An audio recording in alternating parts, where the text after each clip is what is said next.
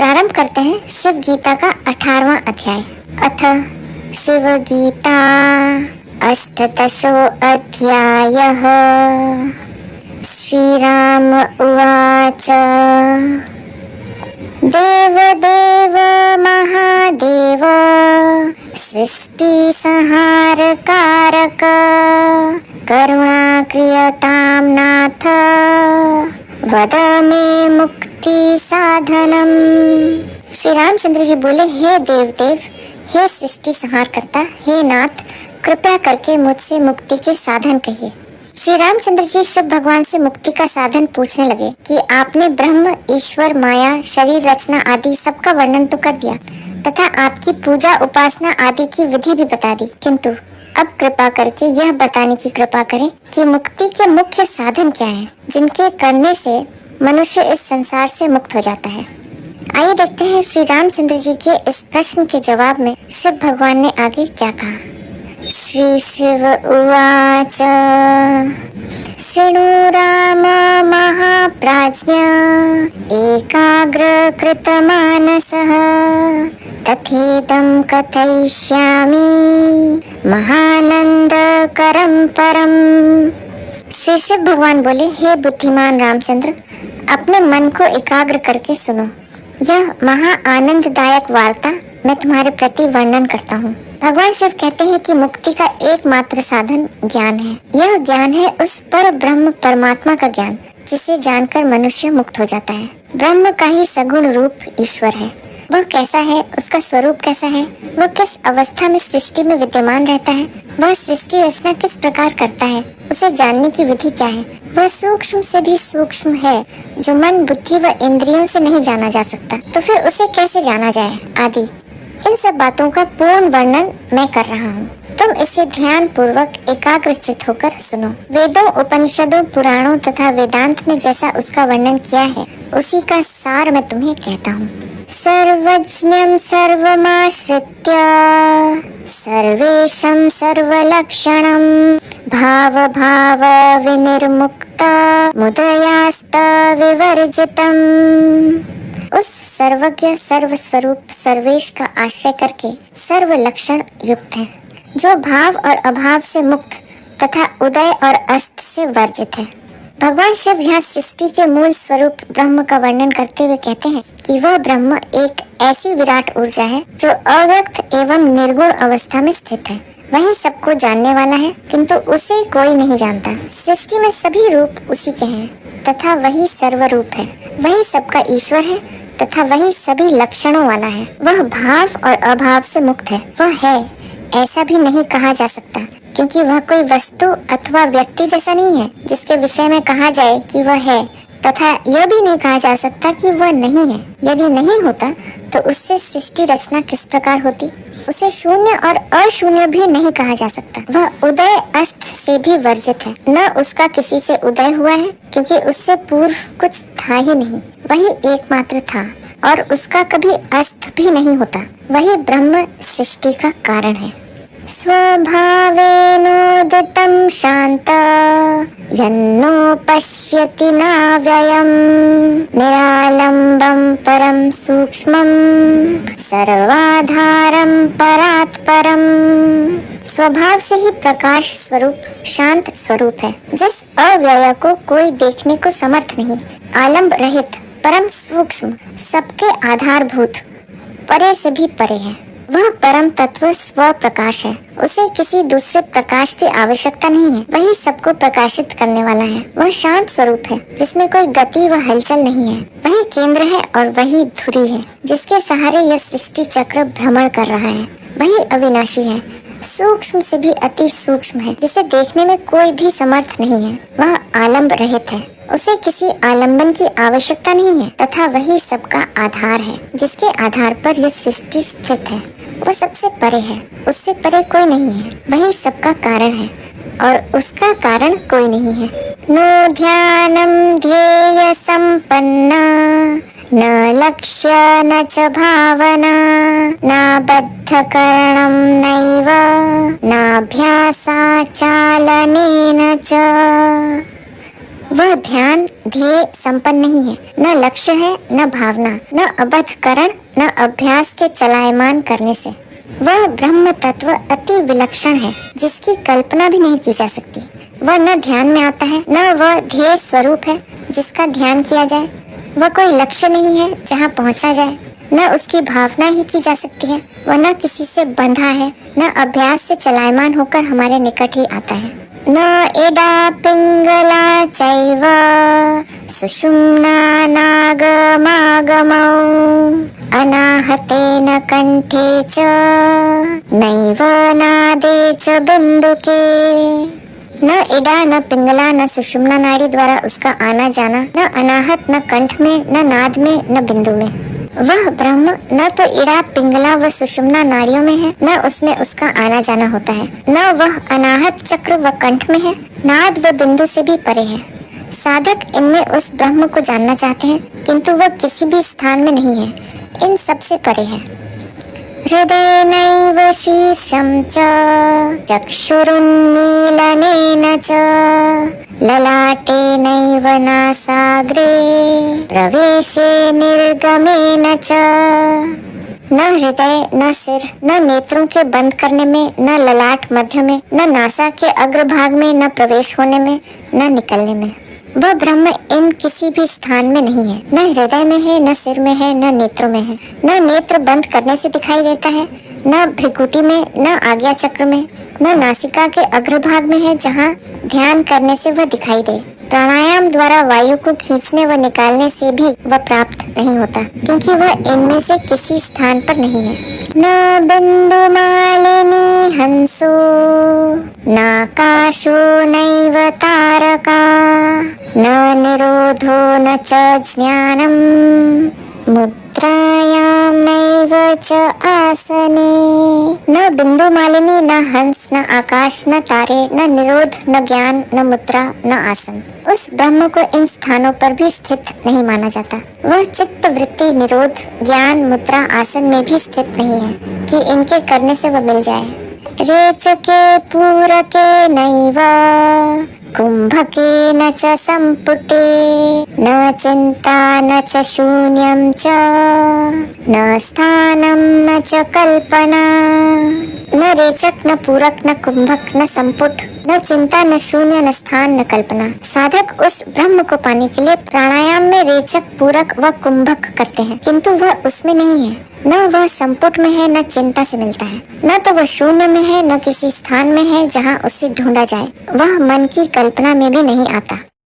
जाग्रत स्वप्न सुषुप्तिर्न तथा नैव तुरीयकं न सालोक्यं सामीप्यं च स्वरूपं न संयोज्यता।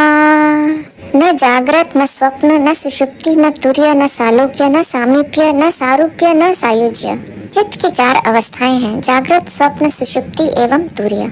वह ब्रह्म इन चारों अवस्थाओं में भी नहीं है, इससे भी परे है, जिसे इनमें नहीं जाना जा सकता। न वह सालोक्य, सामीप्य, सारूप्य एवं सायुज्य मुक्ति नहीं है, इनसे भी परे है, इनमें भी उसे नहीं जाना जा सकता।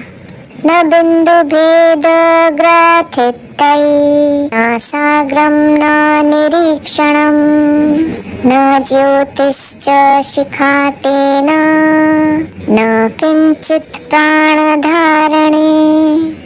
न बिंदु के भेद में ग्रथित होना, न नासिका का अग्रभाग देखना, न ज्योति, न शिखांत, न कुछ प्राणाधारण में। उस ब्रह्म को जानने में न बिंदु भेद से ग्रथित होना है कि वह बिंदु रूप है, न नासिका के अग्रभाग में है जिस पर ध्यान करने से वह दिखाई देगा, न ज्योति शिखा पर ध्यान देने से दिखाई देगा जैसा कुछ लोग करते रहते हैं। प्राणों को शरीर में धारण करने अर्थात प्राणायाम द्वारा कुंभक करने से भी वह नहीं दिखाई देगा।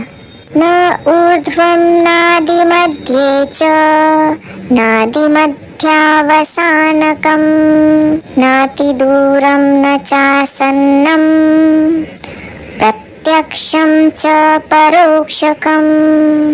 न ऊर्ध्व, न आदि, न मध्य में, न आदि मध्य और अंत, न दूर, न निकट, न प्रत्यक्ष, न परोक्ष।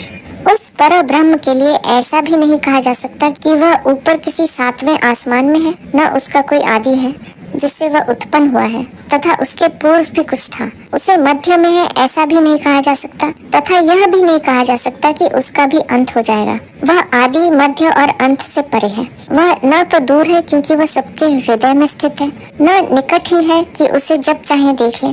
वह प्रत्यक्ष भी नहीं है जिसे देखा जा सके, न परोक्ष ही है कि कभी उसे जाना ही जा सके। ब्रह्म की ऐसी ही विलक्षण स्थिति है जिसके लिए किसी भी शब्द का प्रयोग नहीं किया जा सकता, इसलिए उसे वर्णातीत कहा गया है, जिसका वर्णन किया ही नहीं जा सकता। वह कहीं नहीं है क्योंकि वही सर्वत्र है, वह कुछ नहीं है क्योंकि वही सब कुछ है, इसलिए उसे किसी स्थान विशेष में स्थापित करना ठीक नहीं है।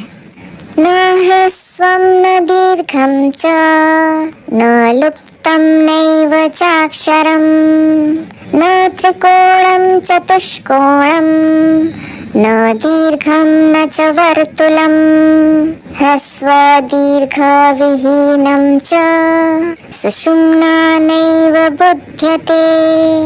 न ह्रस्व न दीर्घ न लुप्त न अक्षर न त्रिकोण न चतुष्कोण न दीर्घ न गोल, ह्रस्व और दीर्घ विहीन सुषुम्ना में भी जानने में अयोग्य है। उस ब्रह्म का न कोई रूप है न आकार जिसके लिए कहा जाए कि वह छोटा है या बड़ा है या लुप्त अक्षर वाला है। वह अक्षर स्वरूप भी नहीं है जैसे ओंकार आदि। उसकी आकृति त्रिकोण व चतुष्कोण जैसी भी नहीं है, न उसे गोल रूप ही कहा जा सकता है। साथ ही वह सूक्ष्म व विशाल विहीन भी नहीं कहा जा सकता क्योंकि वह सूक्ष्म भी है, अति सूक्ष्म है, जो दिखाई नहीं देता तथा इतना विशाल है कि संपूर्ण सृष्टि उसमें समा जाती है। वह ऐसा तत्व है जो सुषुम्ना से भी जानने में नहीं आ सकता। कुंडलिनी जागरण करने वाले योगी कहते हैं कि यह कुंडलिनी शक्ति जब सुषुम्ना मार्ग से होकर सहस्रार में पहुंचती है तो ब्रह्म का साक्षात होता है, किंतु इससे भी उसे नहीं जाना जा सकता। ऐसा ब्रह्म का रहस्य है। न ध्यानमागमाश्चैव नायतः पुस्तकस्तथा न वामे दक्षिणे चैव नाच्छाद्यं नभमध्यगं न स्त्रीलिंग न पुल्लिंग न षण्ढ न नपुंसकम्। न ध्यान न शास्त्र न आयत न पुस्तक न वाम न दक्षिण न आच्छादित न मध्य में न स्त्रीलिंग न पुल्लिंग न षण्ढ न नपुंसक। वह ब्रह्म एक ऐसा तत्व है जिसकी इस जगत के तत्वों से कोई तुलना नहीं की जा सकती। उसे न ध्यान से जाना जा सकता है, न शास्त्रों के अध्ययन से ही उसे समझा जा सकता है। वह न आयत जैसा है न पुस्तक जैसा, न दाएं बाएं है न किसी से आच्छादित है जिसे हटाकर देखा जा सके, न किसी के मध्य में है। उसे स्त्रीलिंग पुल्लिंग नपुंसकलिंग तथा षण्ढ भी नहीं कहा जा सकता। वह एक चेतन ऊर्जा स्वरूप है, किंतु अव्यक्त होने से उसे जड़ या चेतन भी नहीं कहा जा सकता। न साचारं निराचारं न तर्कं तर्कहेतुकं न लयो विलयश्चैव अस्ति नास्ति विवर्जितम्। न आचार सहित न आचार रहित, न तर्क का कारण, लय विलय अस्ति नास्ति से रहित। वह ब्रह्म ऐसा विलक्षण है कि जिसे न तो आचार विचार वाला कहा जा सकता है न इनसे रहित ही कहा जा सकता है, क्योंकि इनसे रहित होता तो इस सुव्यवस्थित जगत की रचना वह नहीं कर सकता। वह न तर्क से जाना जा सकता है न वह तर्क का कारण है। तर्क तो बुद्धि की उपज है और वह बुद्धि से भी परे है। वह न किसी को लय करता है न किसी में लय होता है, रहता है तो अपने ही शुद्ध रूप में रहता है। अव्यक्त तथा अति सूक्ष्म होने से उसे जाना ही नहीं जा सकता, तो उसके लिए न तो ऐसा कहा जा सकता है कि वह है और न ऐसा कहा जा सकता है कि वह नहीं है। यदि वह नहीं है तो इस जगत की सृष्टि कैसे हो सकती है। न माता न पिता तस्य न भ्राता न च मातुलः न पुत्रोऽपि कलत्रं च न पौत्रो न च पुत्रिका। न उसके माता न पिता न भाई न मामा न पुत्र न स्त्री न पोता न पुत्री। वह ब्रह्म कोई मनुष्य जैसा नहीं है जिसके माता पिता भाई मामा पुत्र पुत्री स्त्री पोते आदि हों। मनुष्यों ने ही उसे मनुष्य रूप मानकर इनकी कल्पना की है कि उसके भी ये सब हैं, सभी उसी की संतान है। दुष्ट माया न कर्तव्या स्थान बंध तथैव च ग्रामबन्धं गेहबन्धं आत्मबन्धं तथैव च। उसके निमित्त न दुष्ट माया का कर्तव्य है न स्थान बंध है। इसी प्रकार ग्राम बंध, घर का बंधन तथा आत्मा का बंधन। इस अध्याय के आरंभ में श्लोक संख्या 3 में कहा गया है कि जो उस सर्वज्ञ सर्वशक्तिमान व सर्वेश का आश्रय करके स्थित रहता है वह ब्रह्म है। इस श्लोक में कहा गया है कि जो उस ब्रह्म को निमित्त मानकर संसार में सभी कर्म करता है कि मैं सभी कर्म उसी से निमित्त कर रहा हूँ, तो ऐसा व्यक्ति इस सृष्टि माया के प्रति अपना कोई कर्तव्य नहीं मानता। वह यह मान लेता है कि मेरे सभी कर्म उस ब्रह्म के लिए हैं, माया शक्ति के प्रति नहीं है। वह इस माया से मुक्त हो जाता है। संसार में जितने भी बंधन है वह सब इस माया शक्ति के कारण है। इससे मुक्त होने से उसे न स्थान का बंधन रहता है कि मैं इस स्थान में रहने वाला हूँ, न गांव का बंधन रहता है कि मैं अमुक गांव का रहने वाला हूँ, न घर का बंधन रहता है कि यह मेरा घर है, न उसे स्वयं की आत्मा का ही बंधन रहता है कि मैं आत्मा हूँ। वह स्वयं समष्टि हो जाता है। मैं और मेरा यही एकमात्र बंधन है जिससे वह मुक्त होकर परम शिव रूप हो जाता है। वह ब्रह्म ही हो जाता है। ज्ञाति बंधन कर्तव्यम वर्ण बंध विपर्ययम न व्रतम न च तीर्थ नोपासनम न च क्रिया। न जाति बंधन करने की आवश्यकता है, न वर्ण बंधन, न उसका विपर्यय यानी उल्टा, न व्रत, न तीर्थ, न उपासना, न क्रिया। जो व्यक्ति इस प्रकार ब्रह्म को जानकर अपने सभी कर्म उसी के निमित्त करता है, उसे किसी भी प्रकार का सांसारिक बंधन नहीं रहता। वह सभी बंधनों से मुक्त हो जाता है। फिर उसे न जाति का बंधन रहता है कि मैं अमुक जाति वाला हूँ। वह जातीय संकीर्णता से ऊपर उठ जाता है। वह केवल मानव हो जाता है। वह जात पात के ऊपर उठ जाता है। उसके बंधन को स्वीकार नहीं करता।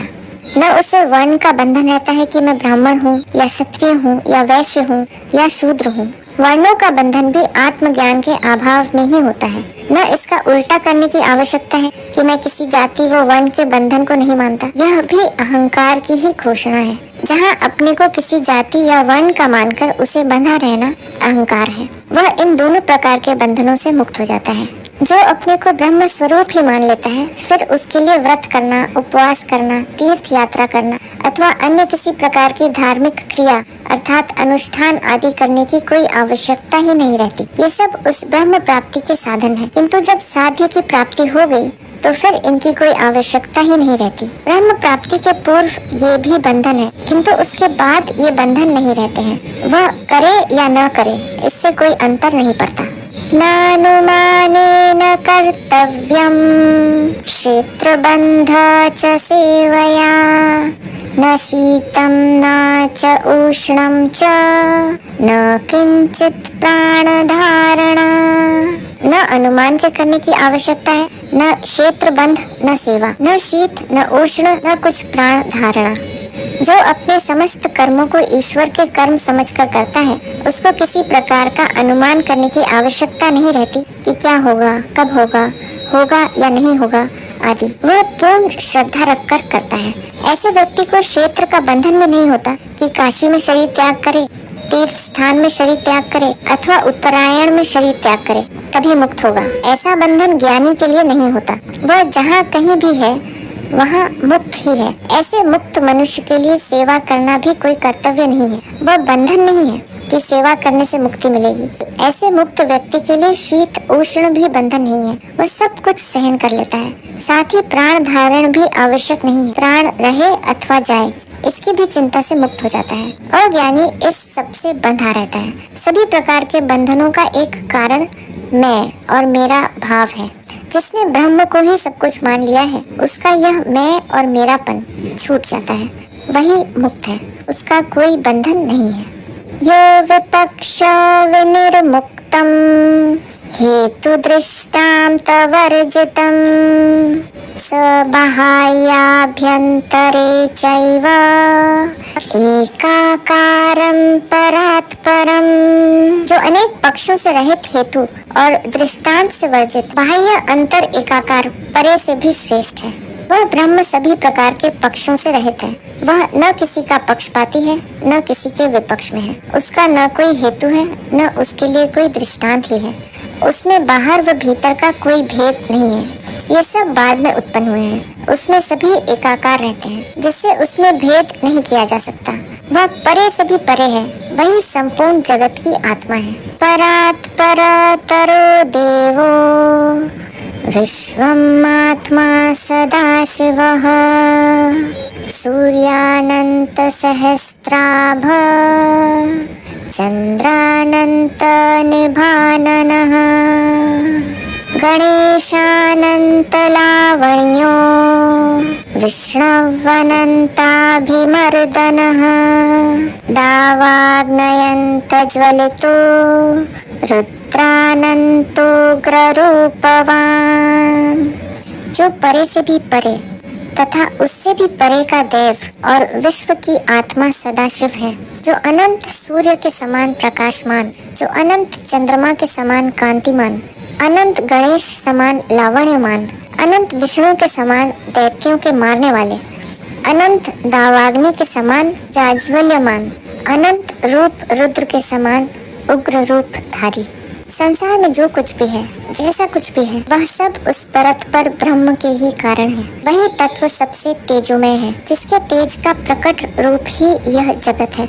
उसके तेज व उसकी विभूतियों का वर्णन हो ही नहीं सकता। जो कुछ वर्णन किया गया है वह उसके करोड़वें हिस्से का भी नहीं है। फिर भी संकेत रूप में उसका वर्णन किया गया है कि वह सबसे परे है। उससे परे किसी का भी अस्तित्व नहीं है। वही शिव की आत्मा है, जिससे यह विश्व है। वही सदाशिव है, जो सदा कल्याणकारी है। उसका प्रकाश अनंत सूर्यों के समान है, जिससे सभी सूर्य प्रकाशित होते हैं। जिसकी कांति अनंत चंद्रमा के समान शांतिदायक है। उसका लावण्य अनंत गणेश के समान शोभा वाला है, अनंत विष्णु के समान दैत्यों का संहार करने वाला, अनंत दावाग्नि के समान जाज्वल्यमान तथा अनेक रुद्र के समान उग्र रूपधारी है। उसी का ध्यान करने से मनुष्य इस संसार से मुक्त हो सकता है। प्रकृति रूपी माया का सेवन करते रहने से कोई मुक्त नहीं हो सकता। वह जन्मों जन्मों तक दुख ही भोगता रहेगा। समुद्रानंत गंभीरो वायवनंत महाबलः आकाशनंत विस्तारो यमानंत भयानक अनंत मेरु विस्तारो कुबेरानंत रिद्धितः निष्कलंको निराधारो निर्गुणो गुणवर्जितः। अनंत समुद्र के समान गंभीर, अनंत वायु के समान महाबली, अनंत आकाश के समान विस्तारवान, अनंत यमराज के समान भयानक, अनंत मेरु पर्वत के समान विस्तृत, अनंत कुबेर के समान रिद्धिदायक, वह निष्कलंक, निराधार, निर्गुण व गुण वर्जित है।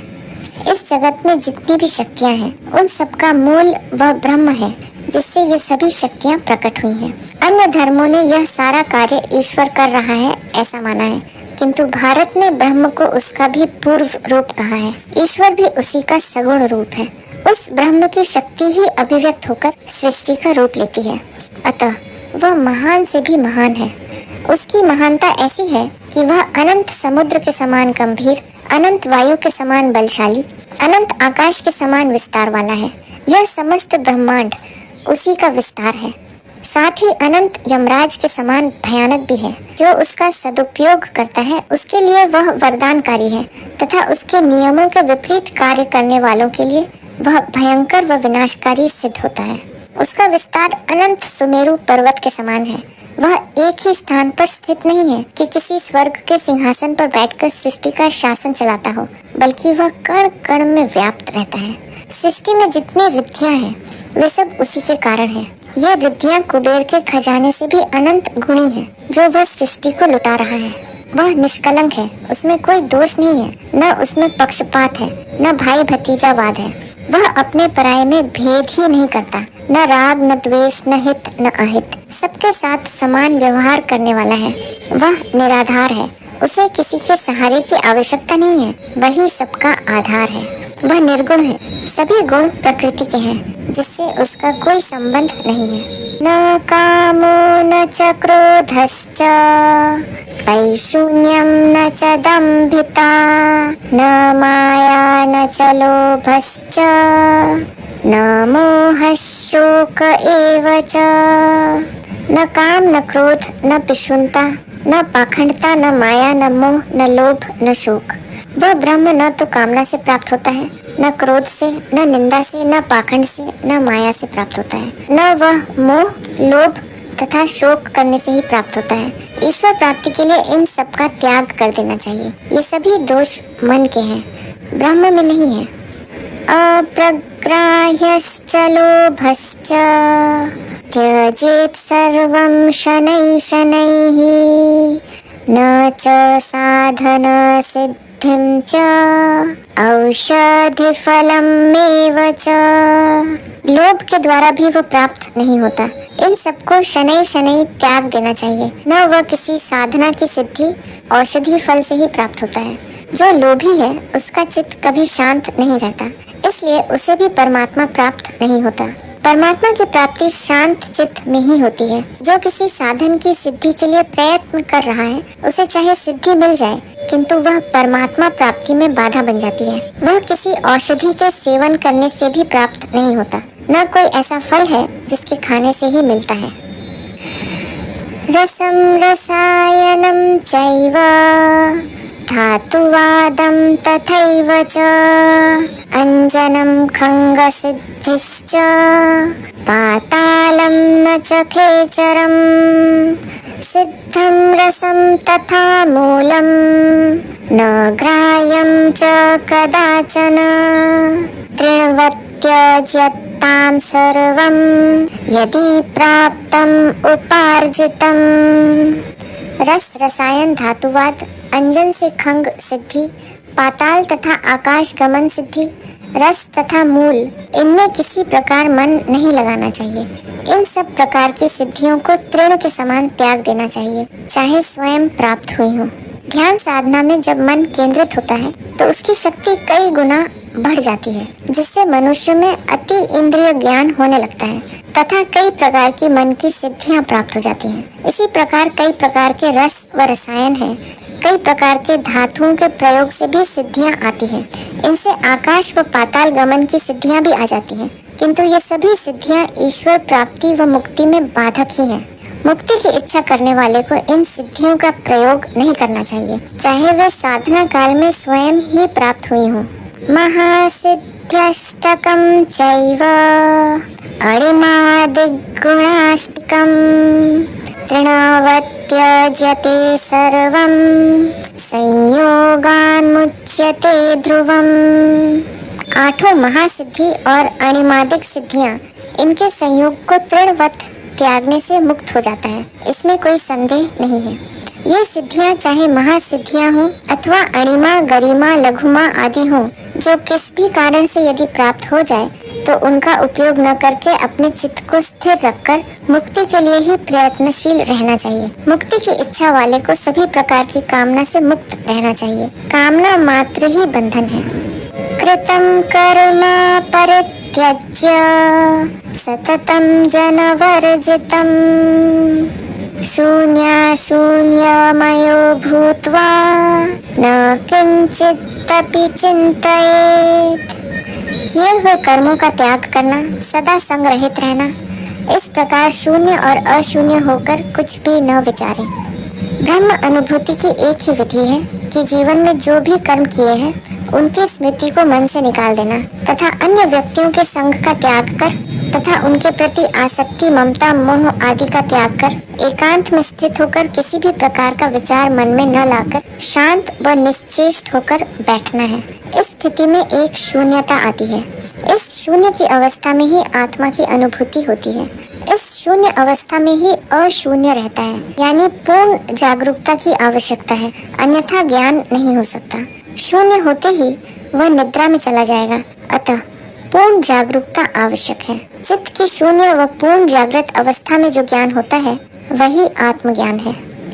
चिन्तयेत् कल्पयेनैव मननं मनगोचरं नष्टं मनस्तथा चिन्ता मन इंद्रियमेव च। न कुछ चिंतन करे, न कल्पना करे, न मनन करे, क्योंकि वह मन से अगोचर है और मन के नष्ट होने से चिंता और इंद्रिय आदि भी लय हो जाती है। चिंतन करना, मनन करना, कल्पना करना, ये सभी मन के धर्म है। इसी के कारण इंद्रियां सक्रिय होकर कर्म में प्रवृत्त होती हैं। वस्तु का ज्ञान भी मन के ही कारण इंद्रियों को होता है। अतः मन के शांत होने पर इंद्रियां भी कर्म में प्रवृत्त नहीं हो सकती। मन की रचना भी प्रकृति के संयोग से होती है। जब चेतना शक्ति की तरंग इस भौतिक शक्ति की तरंग से संयुक्त होती है तो दोनों में संघर्ष होता है, जिससे इस चेतन शक्ति में प्रतिक्रिया होती है, जिससे मन का निर्माण होता है। जब मन निष्क्रिय होता है तो न वह चिंतन करता है, न मनन करता है, न कल्पना करता है। तब उसका संबंध इस प्रकृति से विच्छेद हो जाता है।